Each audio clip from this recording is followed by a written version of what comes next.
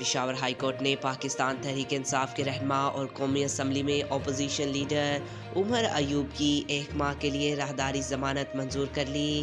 آپ کو بتا رہے ہیں کہ پشاور ہائی کورٹ نے پاکستان تحریک انصاف کے رہنما عمر ایوب کی 1 ماہ کے لیے راہداری ضمانت منظور کر لی ہے۔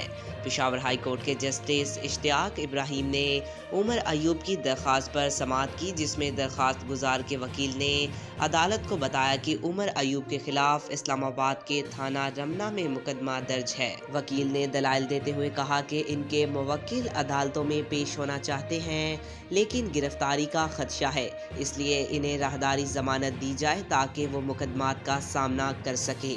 عدالت نے دلائل سننے کے بعد عمر ایوب کی 1 ماہ کے لیے راہداری ضمانت منظور کرتے ہوئے ہدایت دی کہ انہیں درج مقدمات میں گرفتار نہ کیا جائے۔ ساتھ ہی عدالت نے عمر ایوب کو حکم دیا کہ وہ 21 جنوری تک متعلقہ عدالتوں میں پیش ہوں۔ ہمارے چینل کو سبسکرائب کریں، اس ویڈیو کو لائک کریں اور مزید خبروں کے لیے ہمارے ساتھ جڑے رہیں۔ تب تک کے لیے اللہ حافظ۔